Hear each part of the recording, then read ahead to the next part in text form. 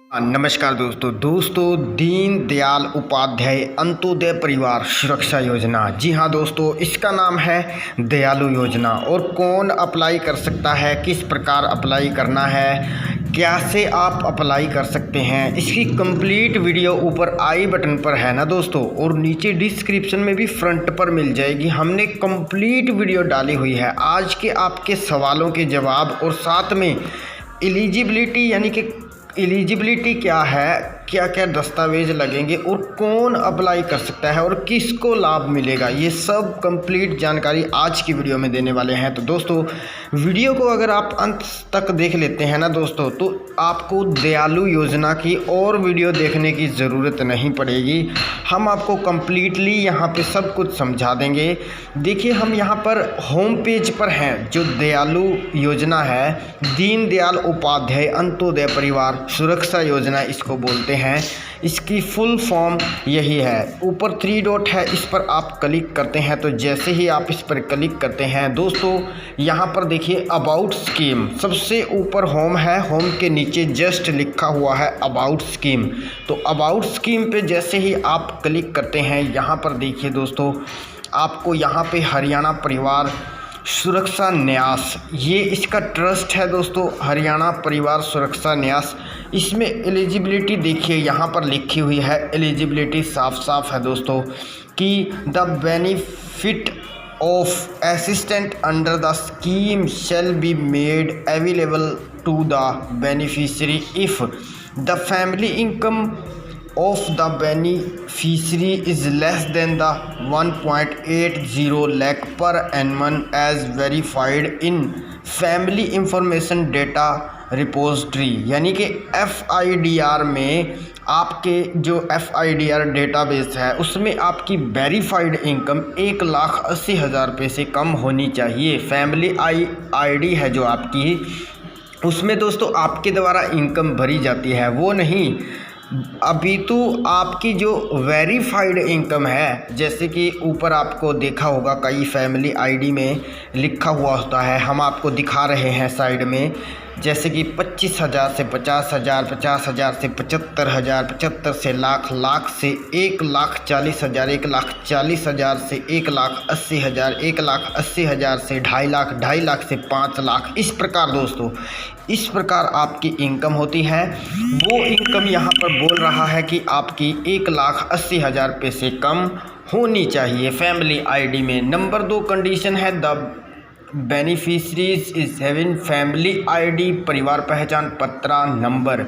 ये तो सिंपल है दोस्तों कि परिवार पहचान पत्र संख्या आपके पास होनी चाहिए। और नंबर 3 पॉइंट है C, the beneficiary is above the age of 5 years and up to the age of 60 years. यानी कि कहने का मतलब है कि बेनिफिशरी 5 साल से लेकर 60 साल के बीच में अगर उनकी एज है और उनके साथ कोई ऐसी घटना घट जाती है, उसकी डेथ हो जाती है या फिर जो स्थायी अपंगता हो जाती है दोस्तों, परमानेंटली डिसेबिलिटी हो जाती है, तो भी आप इस केस में आप 5 लाख तक जो है ले सकते हैं। जो आपको बेनिफिट है दोस्तों, उसमें आपका प्रधानमंत्री जीवन ज्योति बीमा योजना और दोनों भी में इंक्लूड होंगे, क्योंकि दोस्तों अगर आप उनका लाभ ले लेते हैं तो आपको इस योजना का लाभ नहीं मिलेगा।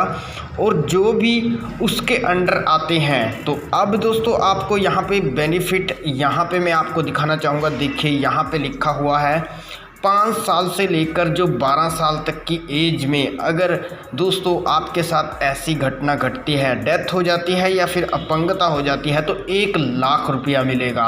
और दोस्तों अगर 12 साल से लेकर 18 साल की एज है तो आपको 2,00,000 रुपया मिलेगा। और दोस्तों अगर आपकी 18 साल से लेकर 25 साल तक एज है तो आपको 3,00,000 रुपया देगी गवर्नमेंट। और अगर सबसे बड़ा बेनिफिट है 25 साल से लेकर जिसकी एज 40 साल के बीच में है, उसको दोस्तों 5,00,000 रुपये तक का लाभ होगा।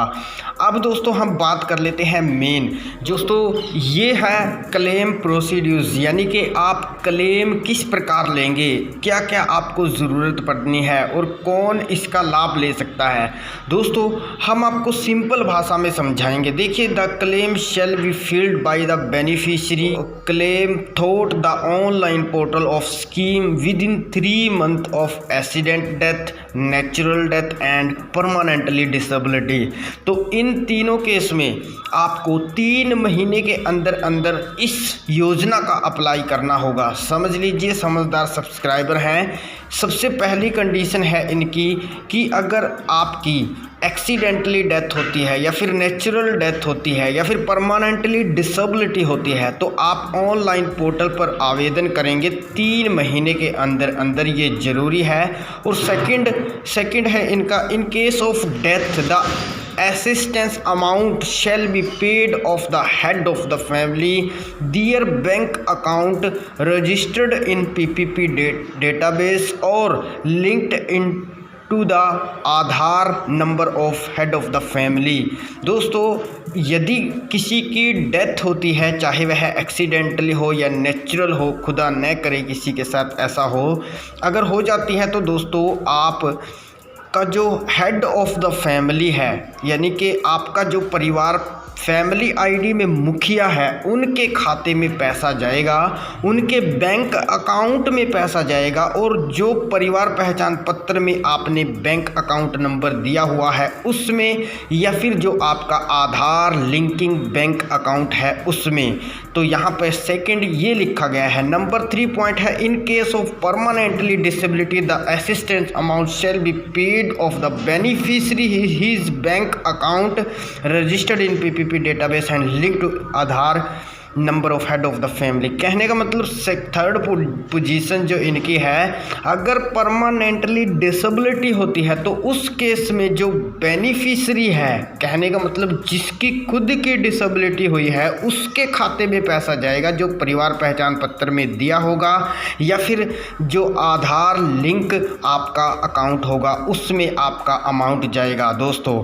तो दोस्तों इसके बाद है in case number 4 point, in case of death permanently disability of the head of family in PPP the assistant amount shall be paid to the eldest member of the family below to age of 16 year in PPP database.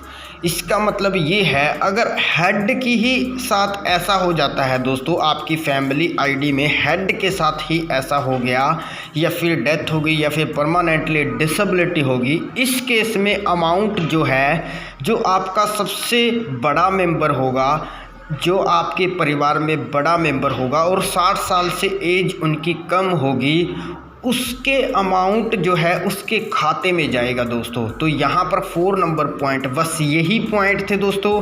अब दोस्तों आप समझ गए होंगे। तो आपको एक महत्वपूर्ण बात बता देता हूँ। देखिए, एक होता है आवेदन, एक होता है आवेदक और एक होता है बेनिफिशियरी।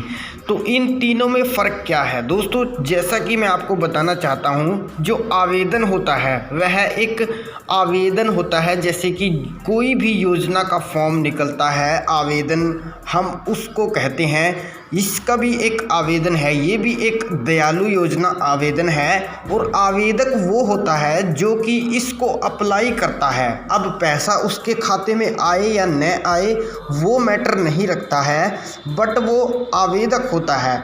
और नंबर 3 पॉइंट होता है दोस्तों बेनिफिशियरी। बेनिफिशियरी उसको बोलते हैं, वह चाहे अप्लाई करे या न करे, लेकिन उसके खाते में वह पैसा आता है, उसको दोस्तों हम बेनिफिशियरी बोलते हैं। तो ये तीनों पॉइंट्स हैं। अगर आपको समझ में आ गए हैं तो दोस्तों वीडियो को लाइक करके चैनल को सब्सक्राइब करके बेल आइकन ऑन कर लेना, और दयालु योजना के बारे में आपको पता चल ही गया होगा।